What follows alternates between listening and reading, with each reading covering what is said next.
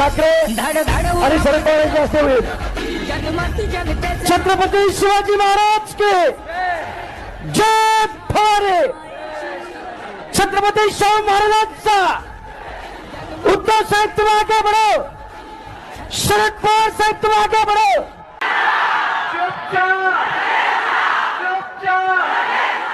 महाराष्ट्र और बिहार में राजनीतिक तौर पर कुछ ऐसा घटित हो रहा है जो भारतीय जनता पार्टी को लगातार टेंशन दे रहा है. प्रधानमंत्री नरेंद्र मोदी, अमित शाह जो हैं वो खुद मंत्रणा कर रहे हैं कि कहीं यहां पर खेला तो नहीं पलट जाएगा. और उसकी एक मिसाल देना चाहता हूं दोस्तों.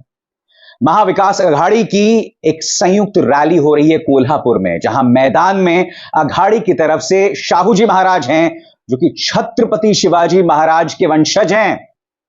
यहां पर उद्धव ठाकरे को लेकर क्या दीवानगी है उसकी एक छोटी सी मिसाल मैं आपको देना चाहता हूं.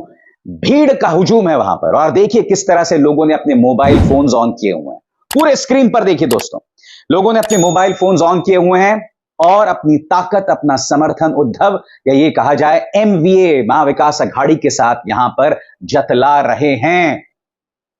और अब ये तस्वीर देखिए दोस्तों, ये बिहार की है, यानी कि बिहार, महाराष्ट्र से अब हम सीधा बिहार को चलते हैं. यहां पर तेजस्वी यादव नारा लगा रहे हैं, चुपचाप लालटेन छाप. सुनिए.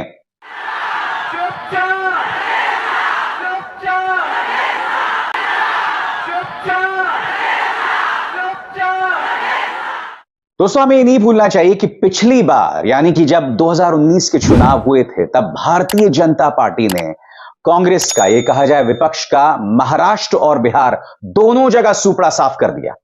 और अगर बीजेपी को इस बार इन राज्यों में नुकसान होता है तो यह ना भूलें पार्टी सीधा 300 से नीचे आने लगती है, यानी कि वो धीरे धीरे 270 की तरफ बढ़ने लगती है. और यह भारतीय जनता पार्टी को लगातार टेंशन दे रहा है.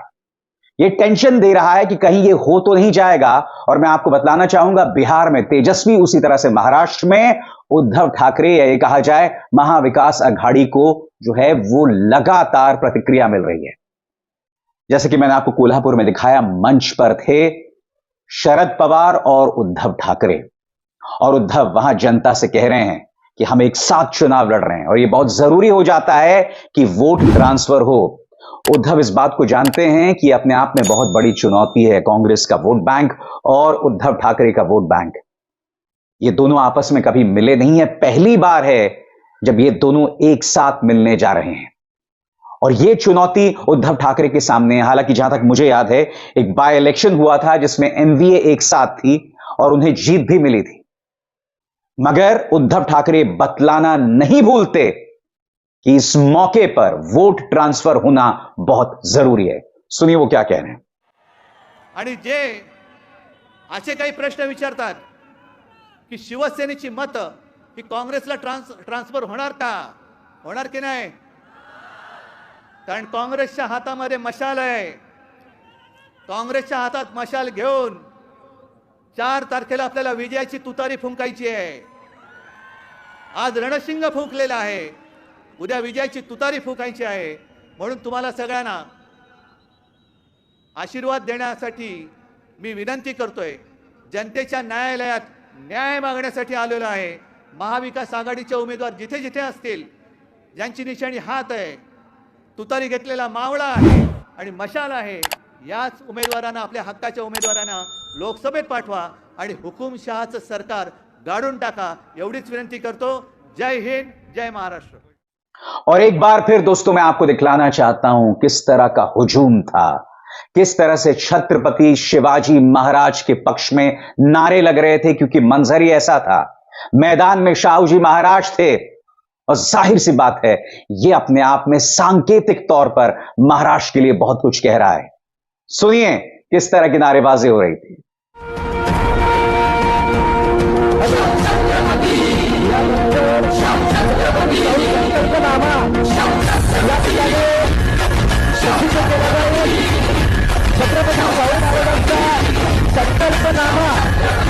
उद्धव ठाकरे आणि शरद पवारांचे असते होईल.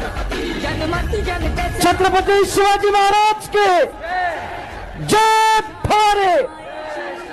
छत्रपती शाहू महाराजांचा. उद्धव साहेब तुम आगे बढ़ो. शरद पवार साहब तुम आगे बढ़ो। तो आज मैं महाराष्ट्र और बिहार का क्यों जिक्र कर रहा हूं, और इंतजार कीजिएगा तेजस्वी किस तरह से पोल खोल रहे हैं।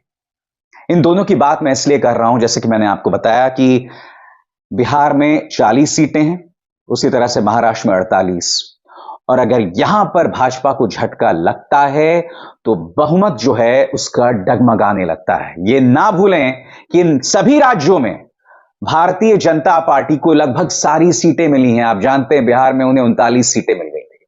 उसी तरह से महाराष्ट्र की बात की जाए 41 सीट्स थी 48 में से। अन्य राज्यों की भी बात की जाए, हर जगह पर भाजपा को या तो 100% या 90% सीटें मिली। अब इससे ऊपर जाना नामुमकिन है। इसीलिए जो चुनौती इन राज्यों में मिल रही है वो टेंशन दे रही है शाह और प्रधानमंत्री नरेंद्र मोदी को। तेजस्वी यादव लगातार नारे लगा रहे हैं, बोल रहे हैं सिंहासन डोल रहा है। ये ज्यादा समय नहीं है, तख्त बदल दो, ताज बदल दो, मुसलमानों का राज बदल दो। तो जिताया क्यों जिताया? अटल राय जी को सीतामढ़ी से और रितु जायसवाल जी को शिवहर से। यही नहीं दोस्तों, संविधान के मुद्दे पर जिस तरह से राहुल गांधी और तेजस्वी लगातार हमला बोल रहे हैं ना, वो रंग ला रहा है। और जाहिर सी बात है ये कल्पना की उड़ान नहीं है, क्योंकि आप जानते हैं आधा दर्जन भाजपा के नेता ये कह चुके हैं कि हम संविधान बदलना चाहते हैं। अगर हमें 400 सीटें मिल गई तो हम संविधान बदल देंगे। यही वजह है कि तेजस्वी कहते हैं आरक्षण के मुद्दे पर प्रधानमंत्री अपनी जानकारी दुरुस्त करें। प्रधानमंत्री को जानकारी का अभाव है। अभी कर्पूरी ठाकुर जी को उन्होंने भारत रत्न दिया, लेकिन उन्हीं के विचारों को वो विरोध कर रहे हैं। जब पहली बार कर्पूरी ठाकुर जी मुख्यमंत्री बने थे तो जितने भी सामाजिक तौर पे पिछड़ी जातियां थी, चाहे किसी भी धर्म के हों, सबको पहली बार आरक्षण मिला था। इसमें तो जनता दल यूनाइटेड के नेताओं से पूछो ना कि वो इस पे क्या कहते हैं। कर्पूरी जी के निर्णय को गलत ठहराना क्या उचित है क्या? तो पहली बार उसी टाइम मिला था, चाहे किसी भी धर्म में जो सामाजिक तौर पे जो पिछड़ी जातियां थी। और मंडल कमीशन में भी 84 से 85 ऐसी पिछड़ी जातियां जो है उनको जो है मिला था, सिफारिश हुई। तेजस्वी मुद्दों का शोर कर रहे हैं। प्रज्वल रवन्ना, वो आदमी जो बेंगलुरु से जर्मनी भाग गया है, जिसके करीब 3000 वीडियो सर्कुलेट हो रहे हैं, जिसमें वो महिलाओं के साथ दुष्कर्म कर रहा है, जबरदस्ती कर रहा है। तेजस्वी जानते हैं कि महिला अस्मिता की गूंज बिहार में भी है, इसीलिए आज वो प्रज्वल रवन्ना के मुद्दे पर सीधे प्रधानमंत्री से सवाल करते हैं। बचाओ बेटी पढ़ाओ का ठीक विपरीत जो है उसके काम कर रही है। अब तो बलात्कारियों को बचाने का काम किया जा रहा है। अब ये कोई मामूली घटना नहीं है। 2500 लड़कियों के साथ अगर शोषण हुआ है और भाजपा के लगातार लोग जो है उसके पक्ष में मतदान करवाते रहे हैं, वोट मांगते रहे हैं, कैंपेन करते रहे हैं, और अब पता चल रहा है वो विदेश चले गए हैं, तो कहीं ना कहीं भूमिका जो है लोगों की लग रही है कि भाई कहीं भगाया तो नहीं गया है। और वो भी तब भगाया गया जब 26 की वोट पड़ चुकी है, उसके बाद भागा। तो ये तो स्पष्ट नज़र आ रहा है कि वोट के लिए भाजपा के लोग किसी भी हद तक गिर सकते हैं। तेजस्वी लगातार कह रहे हैं कि प्रधानमंत्री नरेंद्र मोदी मुद्दों से डर रहे हैं। यही वजह है कि तेजस्वी मुद्दों का शोर कर रहे हैं। तेजस्वी बाकायदा अखबारों की कतरनों में जो उनका बयान है उसका जिक्र करते हुए ट्वीट कर रहे हैं। ये तमाम अखबार क्या कह रहे हैं? महंगाई, गरीबी व बेरोजगारी देश के मुख्य मुद्दे। तेजस्वी, भ्रष्टाचार व महंगाई से जूझ रहे लोग, देश की सरकार बेरोजगारी पलायन रोकने में नाकाम रही, सरकार गरीबी पलायन रोकने में नाकाम। तेजस्वी पूछ रहे हैं कि मोदी जी फॉर यू मोदी जी के 10 सालों में जानलेवा गरीबी बढ़ी, 10 सालों में कमर तोड़ महंगाई बढ़ी, 10 सालों में रिकॉर्ड तोड़ बेरोजगारी बढ़ी, 10 सालों में संस्थागत भ्रष्टाचार के सभी रिकॉर्ड टूटे, 10 सालों में बीजेपी को सबसे अधिक चंदा मिला, 10 सालों में बीजेपी के प्रत्येक जिले में कार्यालय बने, 10 सालों में विपक्ष के सभी कथित भ्रष्टाचारी भाजपा में शामिल होकर बीजेपी के सांसद और प्रत्याशी बने। तेजस्वी कह रहे हैं कि प्रधानमंत्री मोदी जी महंगाई का म, गरीबी का ग, विकास का व, किसान का क, पलायन का प और बेरोजगारी का ब भी नहीं बोल रहे, इसीलिए चुपचाप लालटेन छाप। फिर से सुनिए।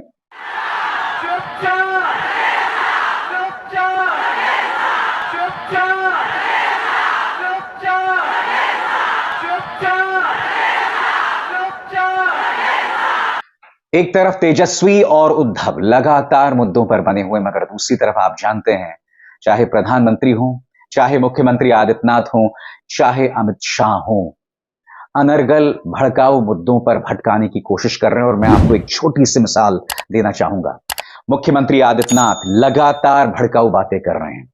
अब वो ये कह रहे हैं कि गौ कटाई शुरू हो जाएगी अगर कांग्रेस सत्ता में आ गई, जो अपने आप में निहायत ही अजीब और गरीब बयान है, क्योंकि इसका वादा कांग्रेस अपने घोषणा पत्र में नहीं करती, मगर मुख्यमंत्री आदित्यनाथ ऐसा कह रहे हैं। सुनिए।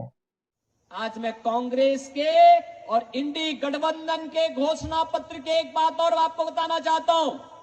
इन्होंने अपनी घोषणा पत्र में कहा है, अपनी घोषणा पत्र में इन्होंने कहा है बहन और भाइयों की अगर कांग्रेस नेतृत्व की इंडी गठबंधन की सरकार बनेगी तो वह अल्पसंख्यकों को उनकी रुचि के हिसाब से खान पान की स्वतंत्रता देंगे।